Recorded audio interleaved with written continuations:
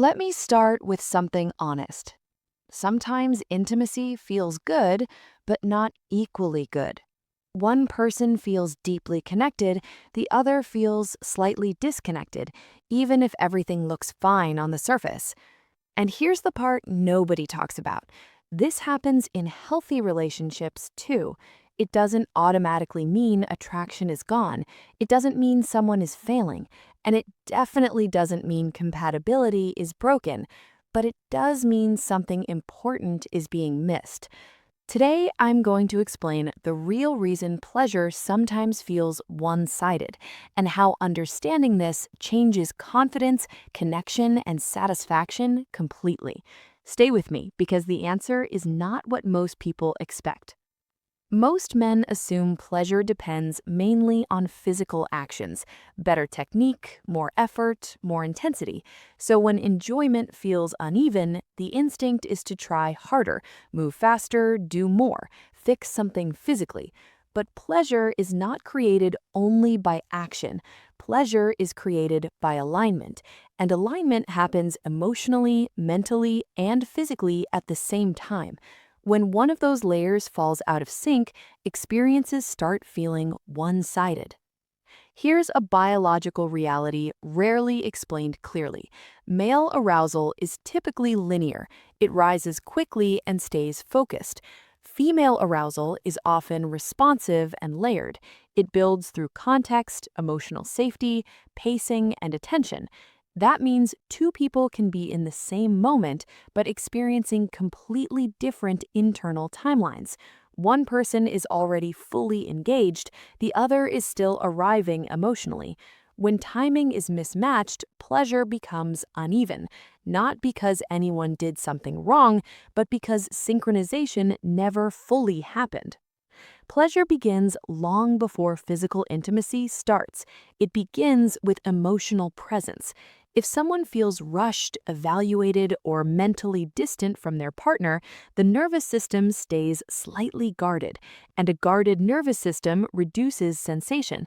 This is why someone may participate, smile, respond, yet still feel less enjoyment internally. Their body never fully shifted into relaxation mode, and relaxation is where pleasure actually expands. Here's the paradox. The more one partner tries to create pleasure through effort alone, the more pressure enters the experience. Pressure creates self-monitoring. Is this working? Am I doing enough? Are they enjoying this? That internal checking pulls attention away from connection, and partners feel that absence instantly. Pleasure thrives in shared awareness, not performance. When intimacy becomes outcome-focused, enjoyment becomes uneven. If this already feels relatable, comment "sync" below, because most relationship breakthroughs start the moment you understand synchronization instead of performance. And if you want honest, psychology-based conversations about confidence, connection, and intimacy, subscribe now. This channel exists to explain what nobody teaches openly. Before we continue, this video and channel are for educational purposes only and do not provide medical advice. Always consult a qualified professional for medical concerns.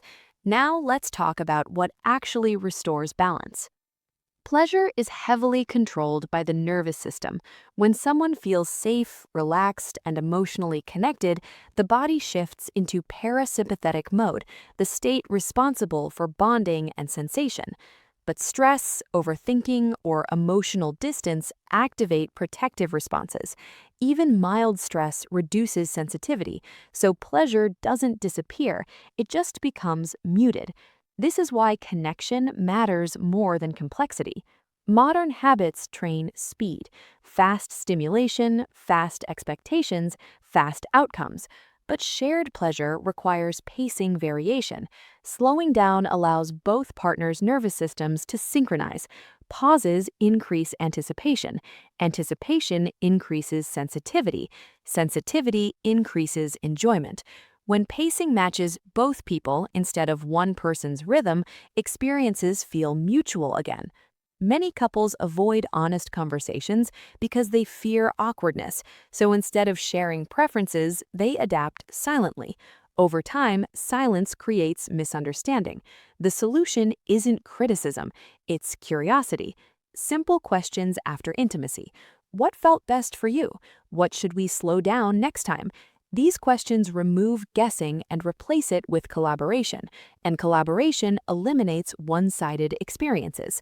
Here's something powerful. People remember emotional experience more than physical detail. Feeling seen, feeling wanted, feeling emotionally included. Those feelings amplify physical sensation.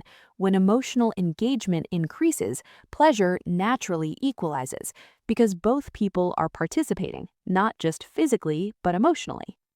Many men believe confidence comes from doing more, but real confidence comes from awareness, noticing reactions, adjusting naturally, staying present instead of performing. Presence communicates care.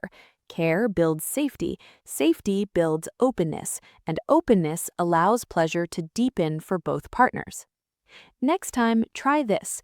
Slow the beginning. Focus on connection before intensity. Match breathing rhythm briefly.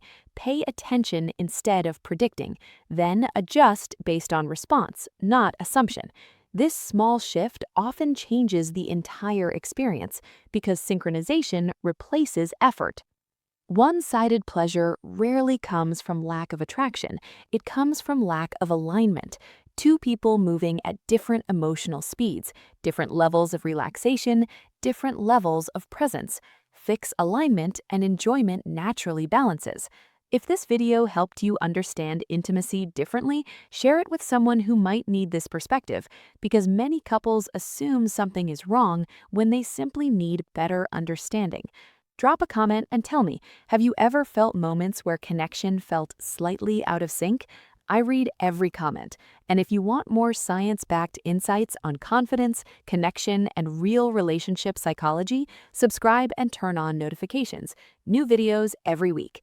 Remember, pleasure isn't created by effort alone, it's created by synchronization, and when two people move together instead of separately, everything changes.